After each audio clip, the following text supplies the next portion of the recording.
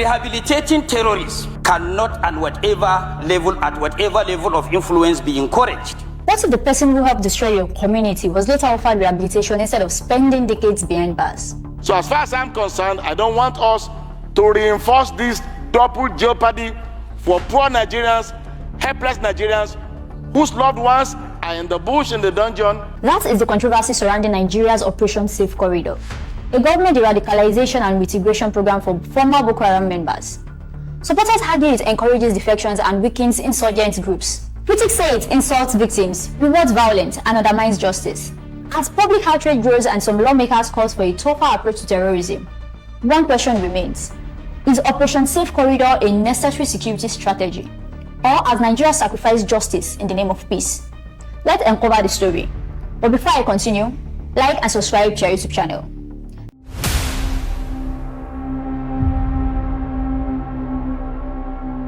Payment of ransom is an encouragement for bandits to continue to brutalize Nigerians the way they want. To understand today's controversy, we have to go back to July 2009 in Maiduguri, Borno State. Boko Haram began as an Islamist movement led by Muhammad Yusuf, preaching against Western-style education and the Nigerian state. Tensions with security forces escalated into a major uprising that was violently crushed by the military. After the crackdown, Yusuf was captured alive but was later killed while in police custody without standing trial. His death became a turning point, fueling anger among his followers and accelerating the group's transformation into a far more violent insurgency. Under Abubakar Shekau, Boko Haram evolved into one of Africa's deadliest terrorist organizations.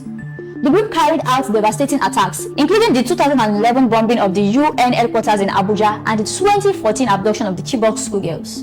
Entire communities were destroyed, millions were displaced, and Nigeria entered a conflict that continues to shape the country's security landscape today.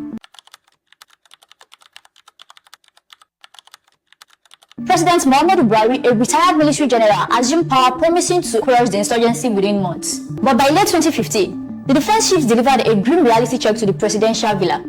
You cannot win an asymmetric guerrilla war by bullets alone. The terrorists were using the vast impenetrable Sambisa forest and the complex islands of Lake Chad to retreat, regroup, and endlessly recruit. For every fighter the military killed, economic hardship and forced conscription allowed Boko Haram to recruit 3 more. In September 2015, the National Security Council quietly established a radical non-kinetic counter-terrorism policy. By 2016, it was officially launched under the name Operation Safe Corridor. The government set up a highly secure, state-of-the-art facility in Malam Sidi, Gombe State.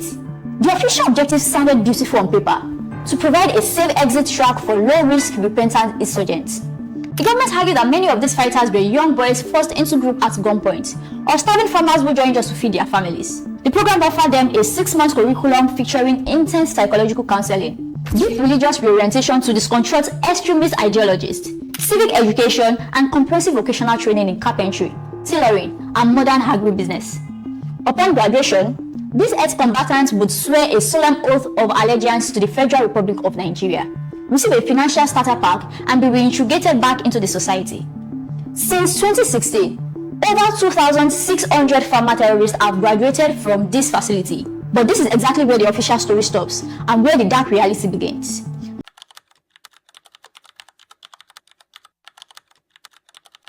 One question continues to divide Nigerians: who is paying for Operation Safe Corridor, and is it worth the cost? The program is supported by the Nigerian government alongside international partners, including the United Nations Office on Drugs and Crimes, which have promoted de-radicalization as part of global counter-terrorism efforts.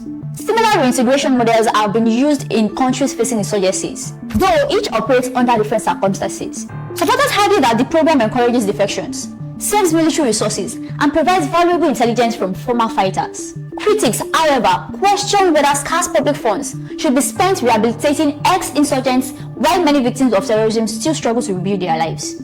The debate has led to an uncomfortable question: can a nation ask victims to forgive when many feel justice has yet to be served?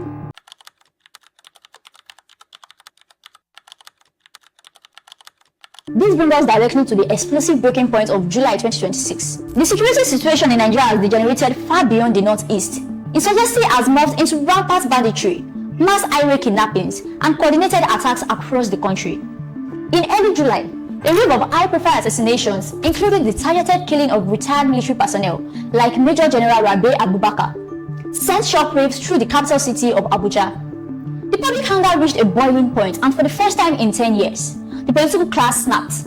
On Tuesday, July 7, 2026, Senator Adams Oshiomhole led a fierce charge during an emergency Senate plenary session. He looked at his colleagues and voiced the unvarnished thought of over 200 million Nigerians, stating that it does not make any common sense to grant pardon, rehabilitate and reintegrate criminals into a society they actively try to destroy.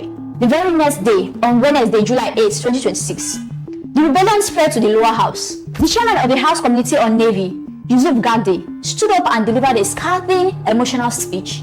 He called for the absolute elimination of arrested bandits and insurgents, stating that these criminals deserve to be killed in the exact same manner they tortured and killed their innocent victims.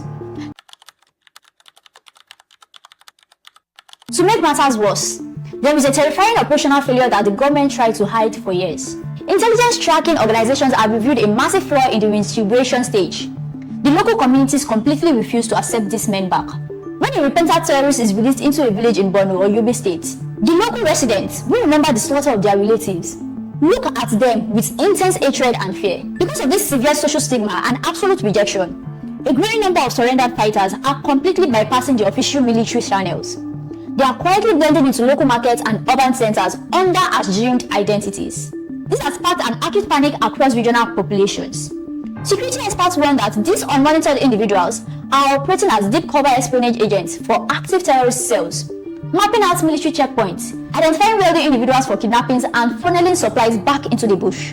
The very policy that was supposed to de-radicalize the nation has instead scattered highly trained, battle-hardened extremists directly into the civilian population. In conclusion, the leadership of the National Assembly is currently scheduling an urgent, high-stakes meeting with President Bola Tinubu to present their resolutions to permanently shut down the program. The coming week will decide whether Nigeria continues down the path of controversial transitional amnesty or shifts to an iron-fisted policy of absolute elimination. What do you think?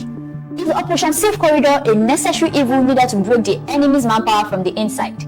Or is it a massive insult to the victims and a complete betrayal of national security? Is there a hidden agenda to keep this war going forever? Let me know your thoughts in the comment section below. Don't forget to subscribe to the channel and turn on the notification bell so you never miss our deep dive. Thank you for watching, and I'll see you in the next video. Bye for now.